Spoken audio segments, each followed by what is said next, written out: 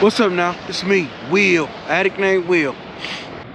In recovery, I am talking about being motivated to do this. It's your time. It's your time to shine. It's your time to shine. And I'm gonna tell you the benefits of being clean. The benefits of being clean and the benefits of being sober. I'm gonna say both, because sober and clean, depending how you process the information that I'm gonna tell you, you understand? So I'm gonna say both so you can kind of like identify with what I'm talking about. Now, the benefits, I'm gonna tell you what it's like when you get clean. I'm gonna say like after the first 6 months, 7 months, once everything sink in and you really figure this is what you really want to do, I'm gonna tell you what it's gonna feel like. I said this in my last video. I don't know if you got that far into the video to actually hear me say that, but this right here, I'm gonna start off the video with this. It feels like you hit the Powerball, the Mega Millions. That's what it feel like.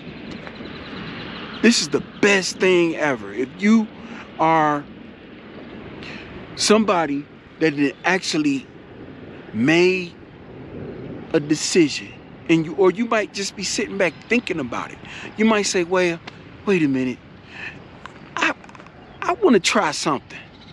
I wonder what it would be like if I stopped using these drugs and alcohol for, let's say, 90 days. I ain't saying you stop at a time when you can't use. I'm talking about when you stop, when you still can use, and you stay stopped for 3 months. You wonder what it's gonna be like. You should try it. I guarantee you're gonna love it. You're gonna have some ups and downs. You're gonna have some problems. You're gonna go through some storms. But you gotta stand firm enough to weather the storm. But I guarantee you I guarantee you're gonna love it. Because to me, it felt like I hit the Powerball. Because I'm telling you, that's exactly what it feels like. Once the fog has been lifted and you kind of starting to recognize things, you're like, wait a minute. I'm able to take care of my business. I'm able to pay my bills. I got money in my pocket. Everything is going good. I'm not using. And this can be like in the first 3 months of you being clean. You will recognize a difference in the way you do things. You will recognize your thought process on how you actually process things. You'll notice it's starting to change. Like you're not going out to go do what you used to do, finding means and ways to get more drugs and alcohol. Instead, you'll be trying to do things with your family. You'll be looking at, hey, yo, I got a phone bill. I'm gonna go pay this. You ain't gotta ask nobody for money. Your financial situation might not get better, but you're able to direct your money to where you want it to go. It don't have to go into the drug dealer's pocket no more. It don't have to go into the liquor store's pocket no more. It don't have to go into the bartender's pocket no more. Because some people, you know, they got a drinking problem. You know, some people have that. But I'm telling you, I can almost guarantee you. Just give it 3 months. 3 months. And after the 3 months, you do a inventory on how your life has changed, I guarantee you, you will feel something different. I guarantee you, look, I'm gonna walk. I guarantee you that the relationships that you have with your family, I guarantee you that it'll get a little bit better.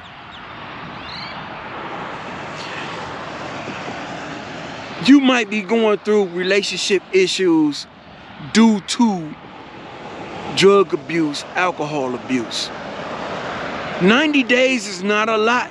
It's not a long time, but it's enough time to where as though you'll be able to notice the difference. All you got to do is just get with somebody. If you got to get with somebody in a 12-step fellowship, do it.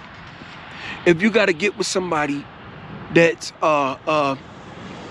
that goes to like church, religious service, do it.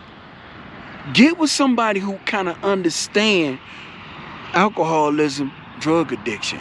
I'm not talking about people that never did what you done. I'm talking about people who've been through the steps that you trying to walk, the things you trying to do. You understand? People that actually been where you trying to go. There's nothing wrong with going into 12-step fellowships.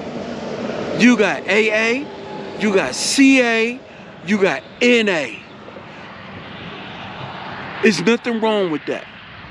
You can get with some of those people in there, and I guarantee you, they're gonna motivate you. They're gonna motivate you to want to keep pursuing what you're trying to do. That is, stay clean, stay sober. That's how it works. I want you to give yourself a break. Especially if you're having a moment of clarity. If you're having a moment of clarity right now, moment of clarity mean, I'm talking about not while you're putting a substance in your body. When you are not putting a substance in your body and you thinking about not using. When the substance is gone, your drug of choice, when that's gone and you having a thought, you might tear up a little bit while you having this moment of clarity. That's when I want you to actually really take a look in the mirror and then maybe get with somebody else and have a talk with them. Because your mind is a little bit more clear. I'm telling you, if you do it, you're going to love yourself for it. And this is the process. This is like the start of the process of you learning to love yourself. Because you have to love yourself before you can love others. That's just flat out. If you don't know how to love yourself, how you gonna love somebody else? If you don't know how to love yourself, how you gonna love somebody else? Think about it. This is a process. It's a process of cleansing your mind. I'm telling you, you give it some time, and you're going to recognize why people could, when you go to the fellowships, if you decide to go into a 12-step fellowship, you're going to recognize why those people keep saying God is good. You're going to recognize it. But you got to keep coming back in order to understand it. Don't just go to a meeting one time. If you're going to meetings, and that's what you're doing, go to meetings and you get with those people in the fellowship. It ain't always about just going into a meeting, sitting down, listening to people talk. You get with those people and you learn the little things that they do behind the scenes, like how they deal with their family, you know, because they doing stuff that you probably are going to go through in life. They building relationships. They are building relationships with their children that's been damaged. I mean, you got people that can tell you about those things. Now, if you're on social media like Facebook, maybe Instagram, and you know some people that are in 12-step fellowships, and you see them, they'll post their pictures. They'll post like little pictures and stuff, little things that they're doing with their family. And you can see in their eyes in the pictures that they are living different. They done built relationships with their families, better relationships, because they're not putting the substance in their body no more. I'm telling you, when you realize this, you'll understand why people say God is good. And that'll be an affirmation or something that you can say every morning when you wake up. Oh, God is good. God is good. It's just like that storm brewing in the background. When that storm come over, it'll get rough. But once you figure out, you know how to deal with the storm, and it passes over, and then everything gets calm again, you'll really realize, oh, God is good. I was able to do this without using, without going to pick up. You got to give yourself a break. This is the greatest thing ever for me. I've been clean 16 years. March 7, 2007 is my clean date. That's the date. That's the day that my life changed for the better. It felt like it was the worst at the time because I couldn't keep going to use, but it was stopped and everything was turned around. It wasn't like now I'm gonna tell you, March 7, 2007, I was arrested. I was took to jail because doing something that I ain't no business doing. But it was like I was arrested, but at the same time, it was like I was being rescued. I was being rescued from myself. I was on a road to destruction. But look at me now. I'm dealing with it. I'm dealing with whatever comes and whatever happens. That's one of the gifts of being in recovery. When stuff happens, you could deal with it without picking up. Now let's say I picked up because I made an excuse to pick up. Whatever I'm going through, it's gonna get worse. And that's what you gotta always remember. It's gonna get worse. Man, I just want you to give yourself a shot. Give yourself a shot. It's your time to shine. Everybody get a chance to shine. God always leave a doorway open for you. It's up to you to walk through that door and do it. You gotta understand. That's how it works. You gotta do the work.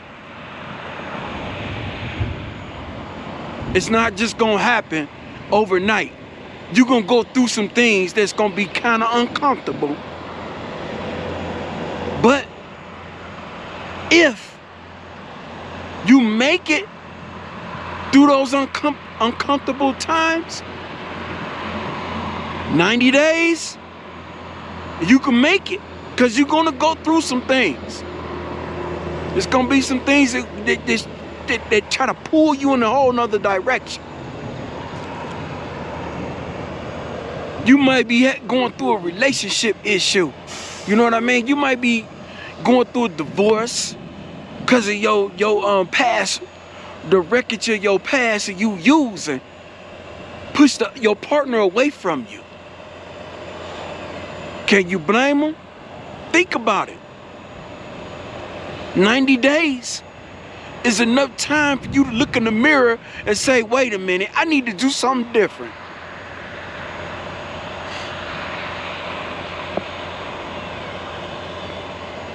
"90 days is enough time for that. Now, after the 90 days, and you go back out to the madness, and you felt like, yo, I went back out, but nothing got better, that's because you made that decision. You made a conscious decision to put some more dope in your body or take another drink. Now look at you. You're going through it again. And for the people that are filthy rich, and you got so much money that you will end up dying before you become broke, oh, this is worse for you. It's almost like you'll be committing suicide on a high level because everybody around you scared to tell you that you're a messed up person. You got to think about it.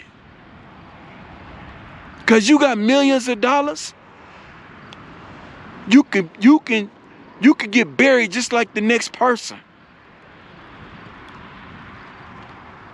You ain't, there's no exception. The disease of addiction wants you dead too. You got to get your thoughts together, your mind, the way you think. It's got to change. That's the only way it's going to work.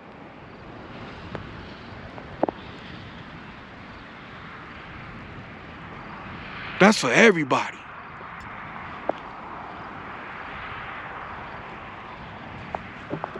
And for the person that's able to maintain and hold down a job, oh, I could drink, I could do drugs and still go to work.